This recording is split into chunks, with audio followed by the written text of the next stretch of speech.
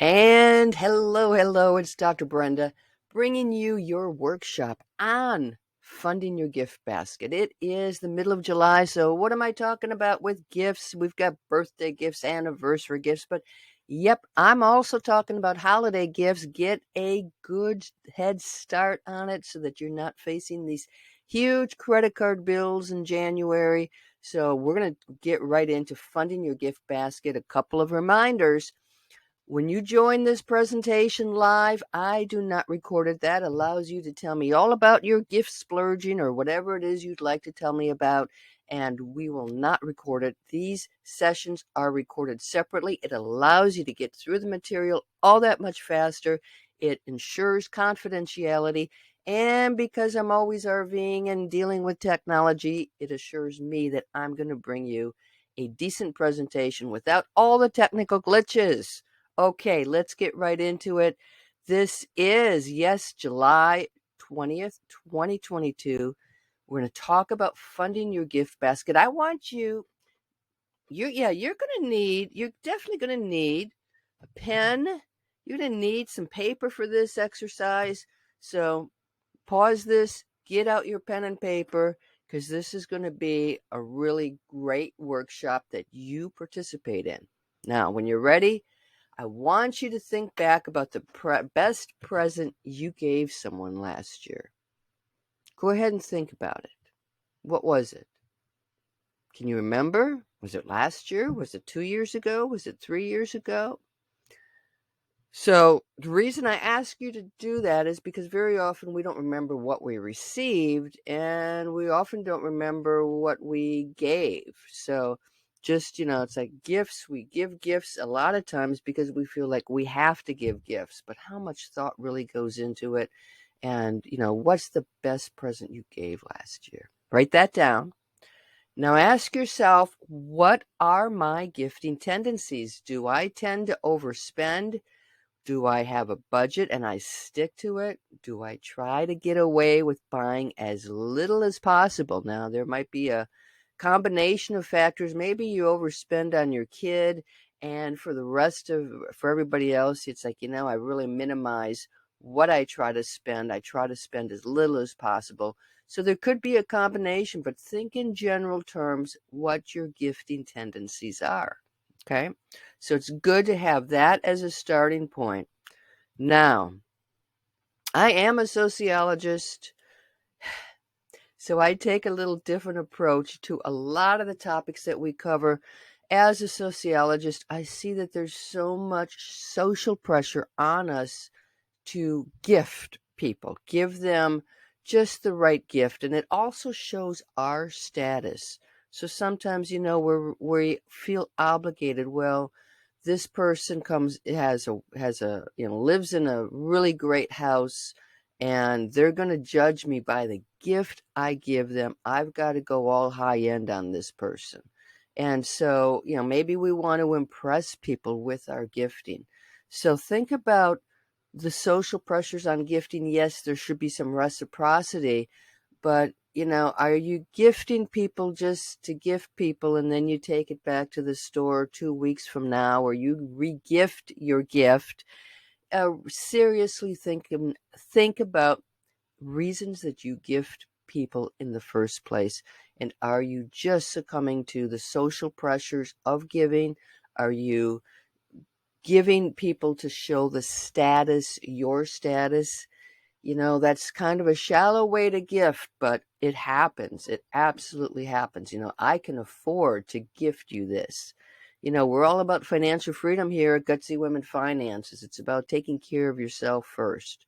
So consider that think about the next thing that you're going to buy, the next gift occasion. And maybe it's a housewarming, maybe it's an anniversary, maybe it's celebration of some event. But think about what the pressures are for you to give a gift and how much that gift should be worth. Let's get down to the practicalities. We have times in our lives, some of us do, most of us do, many of us do, where things are just not going our way. We've had the car breaks down, the dishwasher breaks, the I've got a big medical bill due. All these things seem to pile up. There are times that are kind of tough on us. Absolutely. Then, hopefully, on the other end, there are times where things are going pretty good. We've been able to save up a lot of money. The job looks steady, income looks good. We've eliminated or really gotten our debt load down to a decent amount. So those are, obviously two extremes. But when times are tough, it is okay. Tell yourself, it's okay if you opt out of gift giving festivities. Maybe think about non-monetary gifts. You spend some time taking somebody to an event, offer to use your expertise. Maybe it's cooking. Maybe offer to cook a great meal for them. Maybe you have a hobby, a skill that you can sort of use that as a gift. I've had this experience myself. My family. I have come from a family of 5 kids, so we would do a gift exchange for the holidays, and I was living in poverty and horrible basement apartment, in downtown Atlanta. It's like I sorry guys, I can't do this. I can't do this. And that year they pulled together and sent me a gift, sent me some cash. And so, when people know you're going through tough times, they don't have that expectation, and maybe they'll even do something nice for you. Now, when times are good, always try to budget for the occasion. Even when you've got money to splurge, it doesn't mean you should be splurging on gifts. So even in those moments, go ahead and set a budget. So I want you to think about setting a budget in broader terms. So I want you to ask yourself if you plan on hosting any parties or events, because we often don't think about that in our gift budget. Our gift budget, we think about, okay, well, I've got to buy so and so this for birthdays. I've got to do this. But maybe maybe I have an annual 4th of July event. Maybe my event is a Halloween shindig. Or maybe I like to have friends over for dinner parties every month or every couple of months. Don't forget to add that into your budget. Maybe you want to buy some decorations. Perhaps you do most of the food and beverage. So set a budget for any events that you might host. That is because that is something that slips most of our minds. And then you're going to set a budget on purchasing gifts.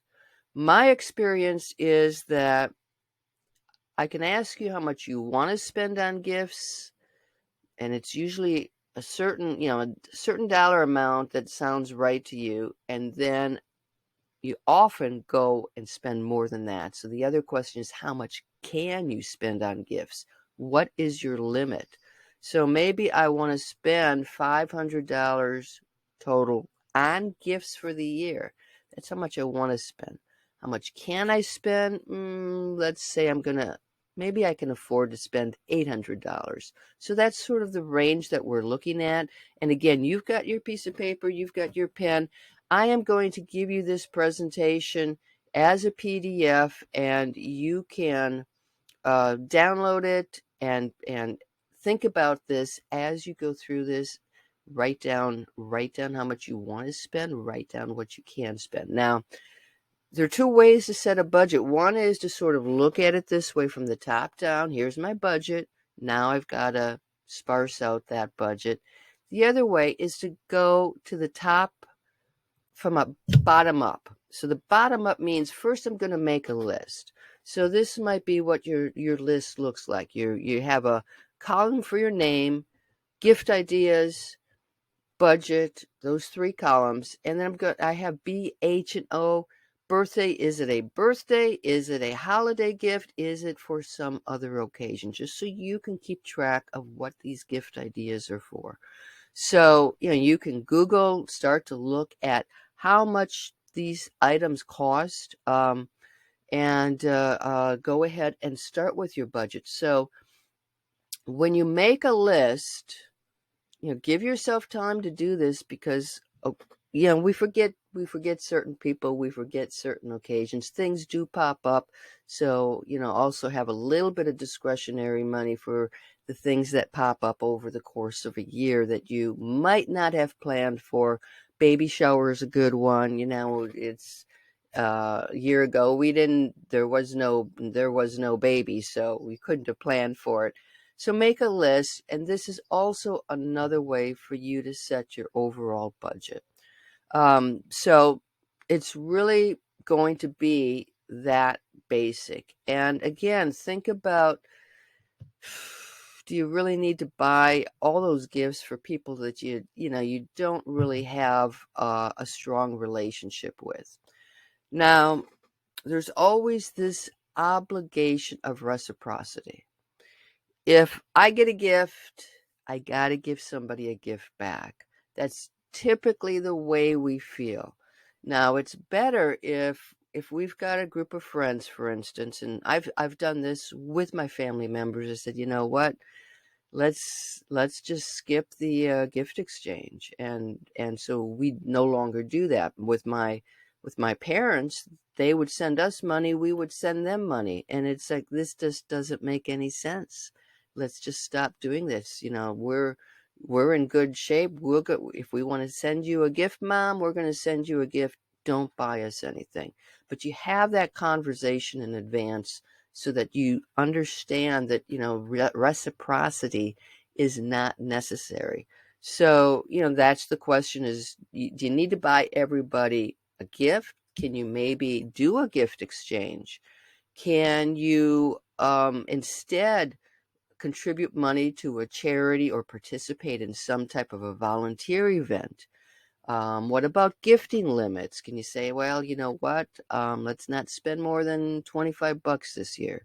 Maybe do a joint activity. So you pool your money together, and maybe you're going to go bowling. Maybe you're going to go watch a movie.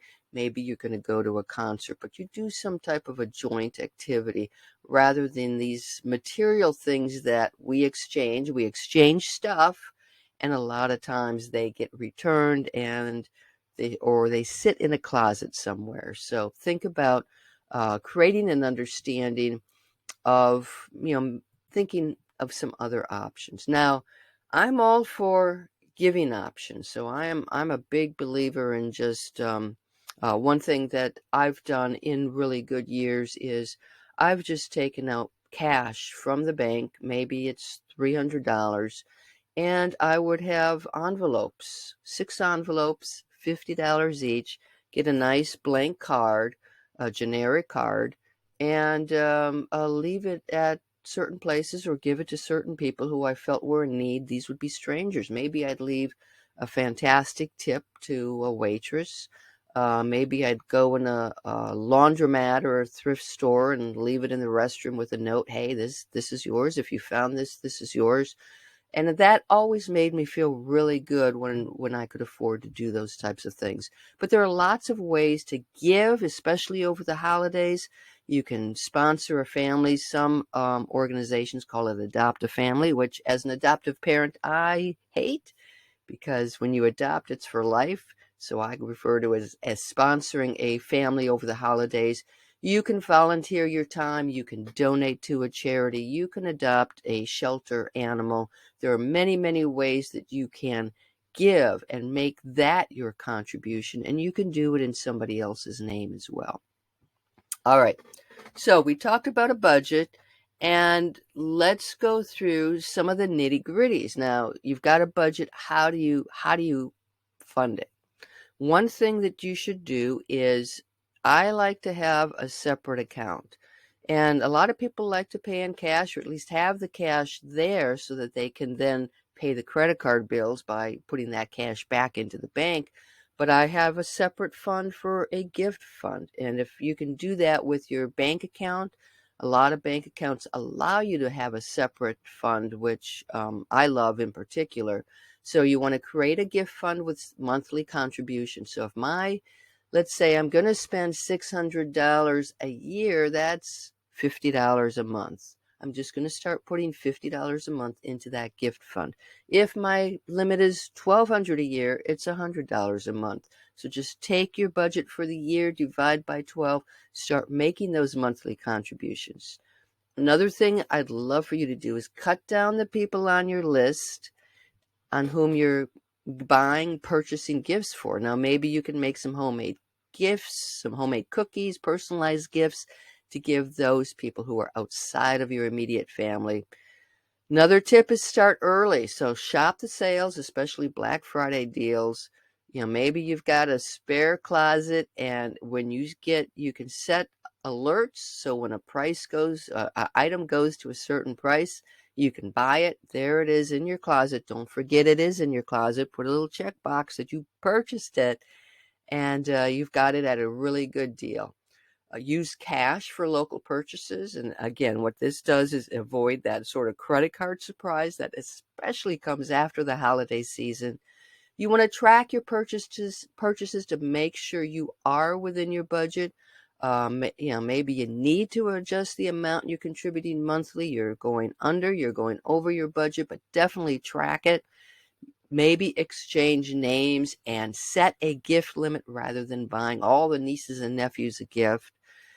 Organize group volunteer activities rather than holiday parties. So maybe Habitat for Humanity could use some good help, and you're like, yeah, let's get together and help build a house. So there are many ways that you can do purposeful gifting that it has meaning, and sticking to your budget, and just making it stress-free, that's the perfect way to do this. There are several apps. A lot of these are designed for Christmas, but I don't see any reason why you can't use them year round. So again, you're going to have this PDF below this presentation in Gutsy Women Finances community.